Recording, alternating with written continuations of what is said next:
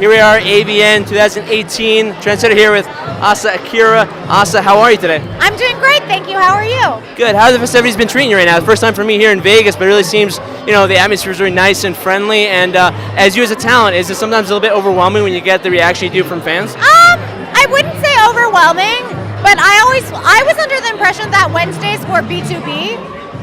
And so I was surprised to see so many people here, but I guess they changed that. So I planned all my outfits accordingly, and I should have worn something cuter today, but whatever. Yeah, I think you're rocking right now with the t-shirt, jeans, so she's definitely a good job. So something I wanted to ask you too is with the adult film industry, and we cover wrestling in the High Spot podcast, a lot of comparisons in terms of how competitive it might be within certain brands and promotions and industries. How competitive would you say the adult film industry is from your perspective?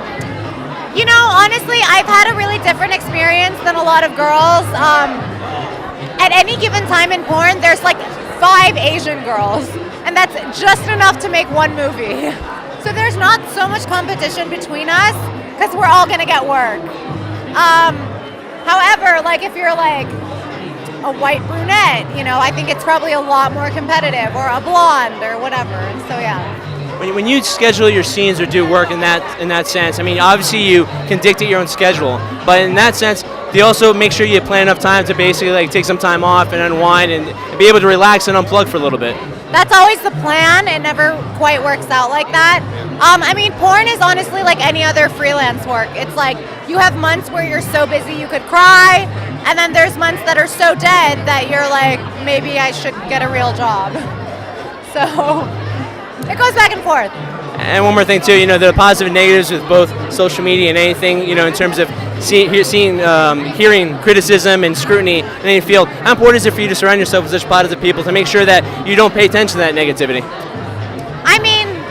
I pay attention to it, and that's it. Okay. Yeah. Do you have a good support system around you that helps get you kind of through it? Yeah, for sure, yeah. None of my friends are in porn, and yeah, it's cool.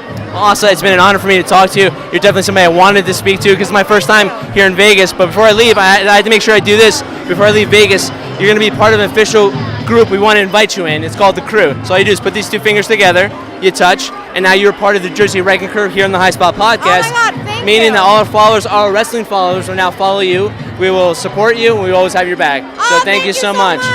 Asa Akira, ladies and gentlemen.